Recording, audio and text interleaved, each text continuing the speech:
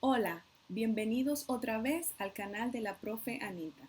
En esta ocasión vamos a aprender sobre el proceso de ajuste, que es uno de los pasos finales en el ciclo contable. Comencemos.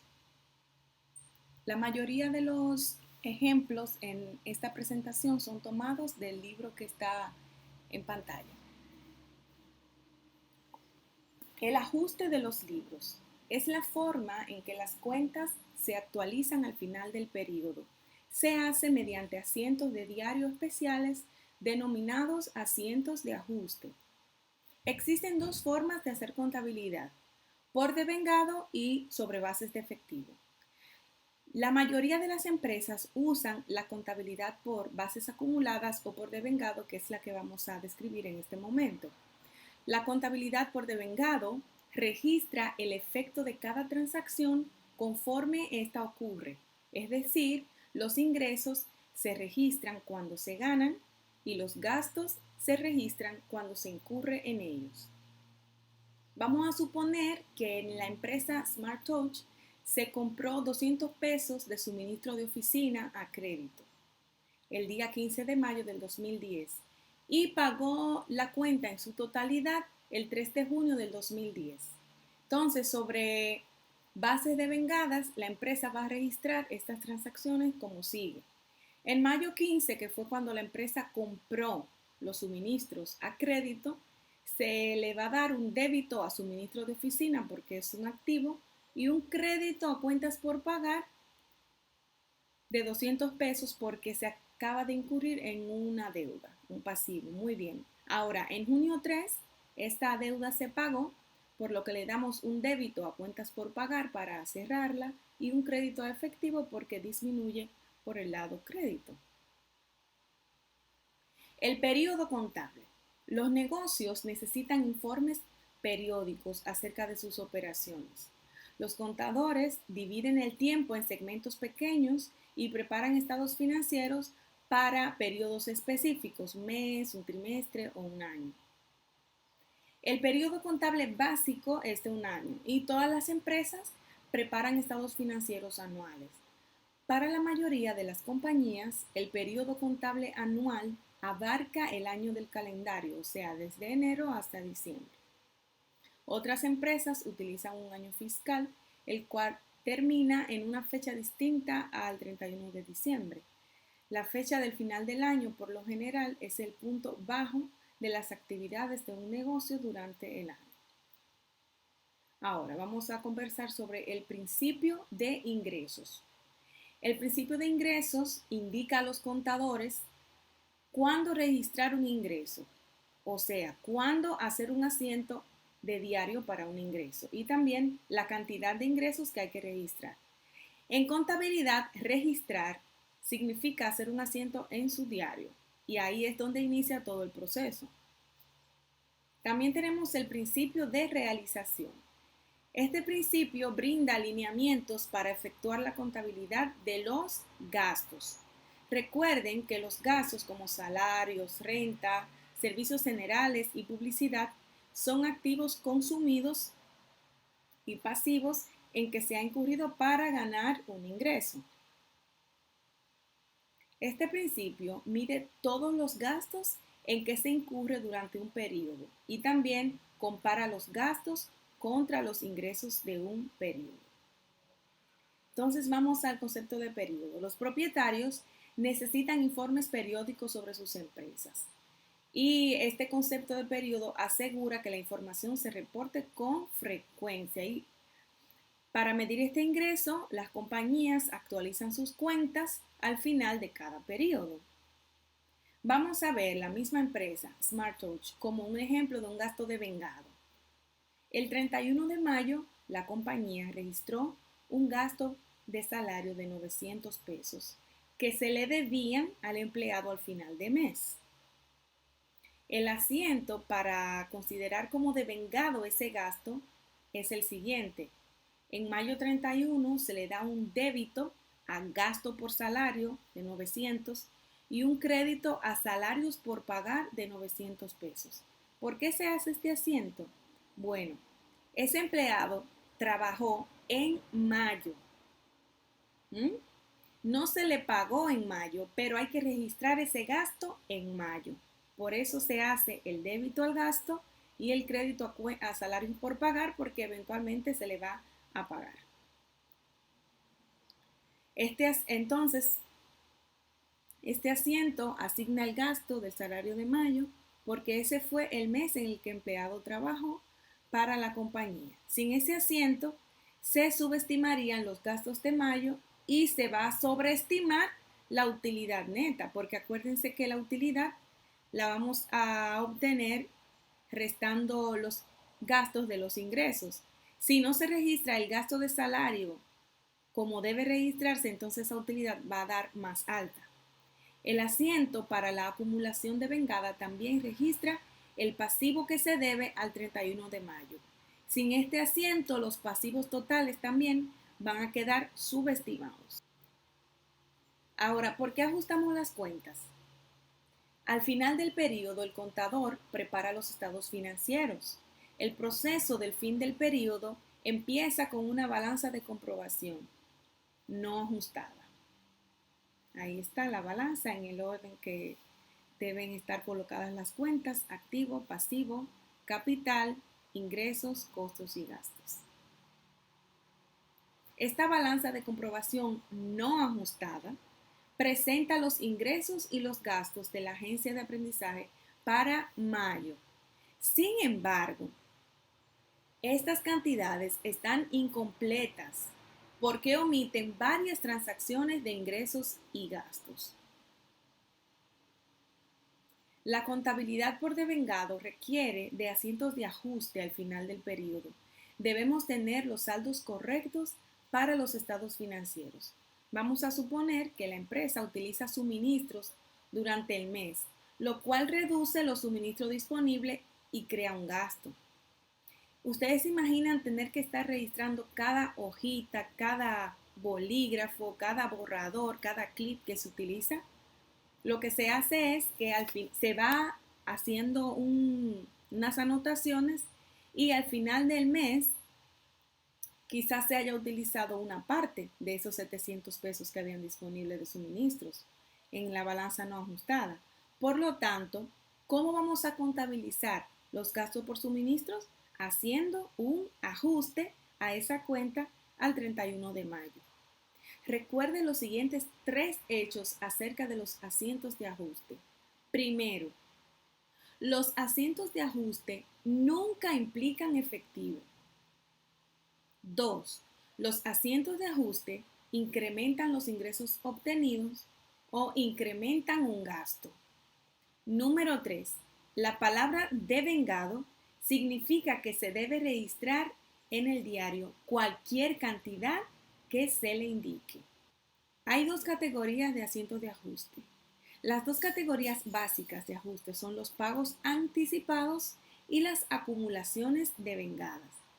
En un ajuste por pago anticipado, el pago en efectivo ocurre antes de que se registre el gasto. Los ajustes por acumulaciones devengadas son lo opuesto. Una acumulación devengada registra un gasto antes del pago de efectivo. Vamos a ir aclarando con ejemplos por si le queda alguna duda. Los asientos de ajuste son de 5 tipos. Están los gastos pagados por adelantado, está la depreciación, gastos devengados, ingresos devengados, ingresos no realizados. ¿Qué son los gastos pagados por adelantado? Los gastos pagados por adelantado son pagos anticipados de gastos. Por ejemplo, en McDonald's, la cadena de restaurantes, hace pagos por renta, seguros y suministros. Los gastos pagados por adelantado se convierten en un activo más que en un gasto, porque usted ya dio ese dinero a otra persona para que le haga un servicio, pero no se lo ha hecho. Sin embargo, eso es propiedad suya. Ahora, cuando se consume el pago por adelantado, la porción utilizada se convierte en un gasto mediante un asiento de ajuste en el diario. Vamos a ver el ejemplo aquí. Renta pagada por adelantado. Los arrendadores requieren que los que van a alquilar paguen la renta por adelantado. Este pago anticipado crea un activo para el arrendatario.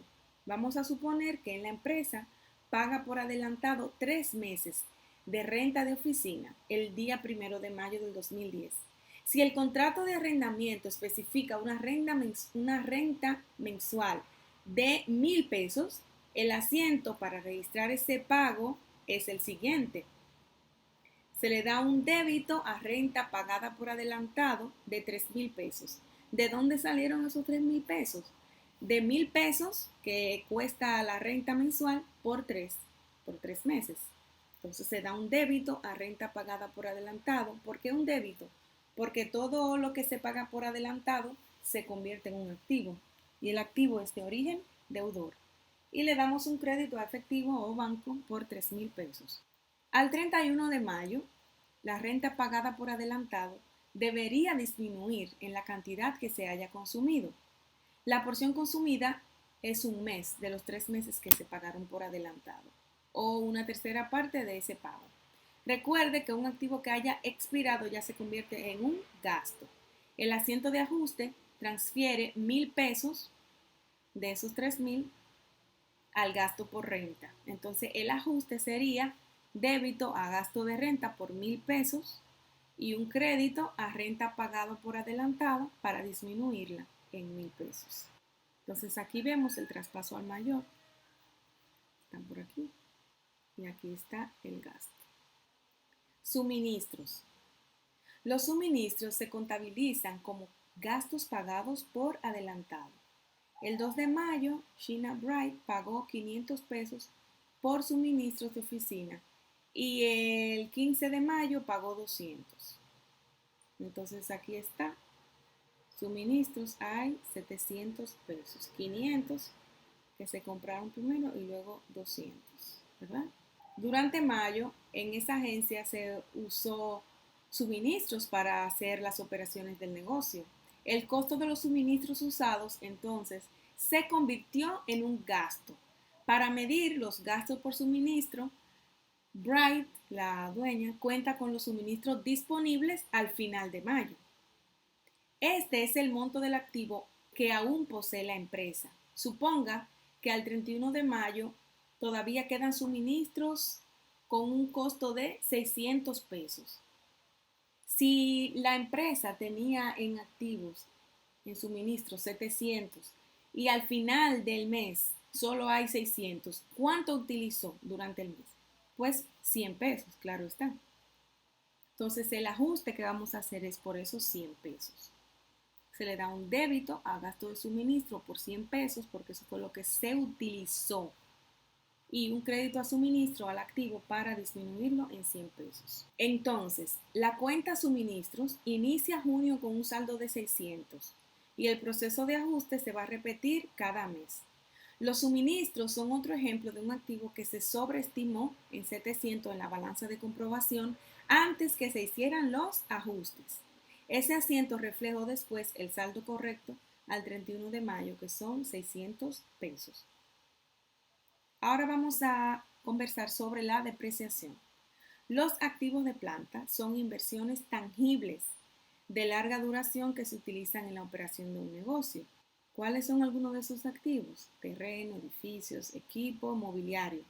Conforme una empresa usa los activos, su valor y su utilidad disminuyen.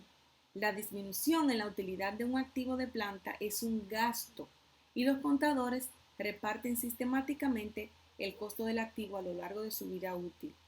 La asignación del costo de un activo de planta a gastos se denomina depreciación. Ahora, el único activo que no se deprecia es el terreno. Así que a terreno no se le hace asientos de depreciación. Similitud con los gastos pagados por adelantado. El concepto contable de activos de planta es el mismo que el de gasto pagado por adelantado.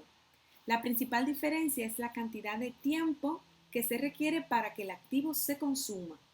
Los gastos pagados por adelantado suelen expirar dentro de un año, en tanto que los activos de planta siguen siendo útiles varios años. Vamos a revisar este ejemplo. El 3 de mayo la empresa compró mobiliario por 18,000 pesos y realizó el siguiente asiento. un débito a mobiliario, que es un activo, y un crédito a efectivo o banco por 18,000 pesos. Después se hace el traspaso al mayor a la cuenta de activo. Ahora, la propietaria considera que el mobiliario seguirá siendo útil durante 5 años y que después ya no tendrá valor. Una forma de calcular la depreciación consiste en dividir el costo del activo entre su vida útil esperada, que es de 5 años.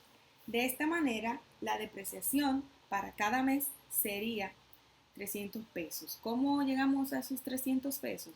Dividimos 18,000 entre 5 años de vida útil, me da 3,600 entre 12 meses, son 300 pesos por mes. El gasto por depreciación para mayo se registra con este asiento. Un débito a gasto por depreciación de mobiliario de 300 pesos y hay una cuenta que se utiliza para estas ocasiones que se llama depreciación acumulada de mobiliario, que es de origen acreedor y por eso le damos el crédito. Se abona a esta cuenta en vez de a mobiliario porque es de utilidad mantener el costo original en la cuenta de mobiliario. Los gerentes se pueden referir entonces a la cuenta mobiliario para saber cuánto le costó el activo en realidad. Esta información ayuda a estimar cuánto se debe pagar por el nuevo mobiliario. La cuenta de depreciación acumulada mantiene la suma de toda la depreciación registrada para ese activo y ese total aumenta con el paso del tiempo. Podemos decir que la depreciación acumulada es una contracuenta de activo, lo que significa que es una cuenta de activo, pero con un saldo acreedor. Una contracuenta tiene dos características principales. Primero, se acopla con su cuenta correlativa y la sigue. Y su saldo normal, deudor o acreedor, es lo opuesto del saldo de la cuenta original o correlativa. Por ejemplo, depreciación acumulada es la contracuenta que sigue a mobiliario, que tiene un saldo deudor y por consiguiente, depreciación acumulada es una contracuenta de activo, tiene un saldo acreedor. Valor en libros. El balance general reporta tanto mobiliario como depreciación acumulada.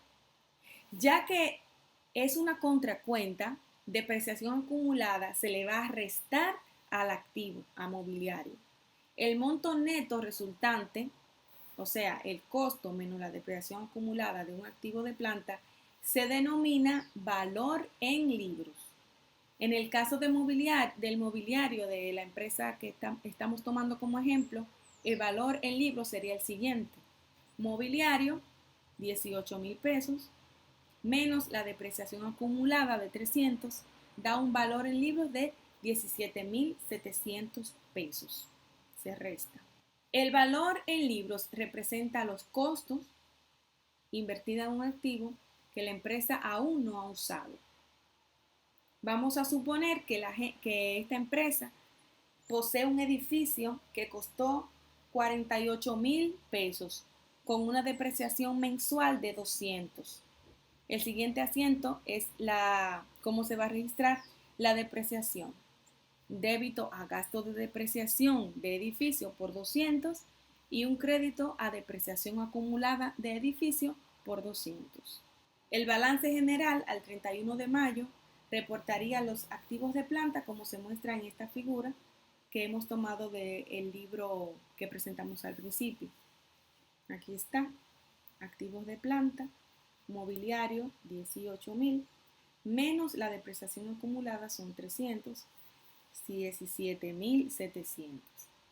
Edificio 48,000, depreciación acumulada la restamos y tiene un total de 47,800. Sumamos esos activos y el total de activos de planta de esta empresa en este momento es 65,500. Gastos devengados.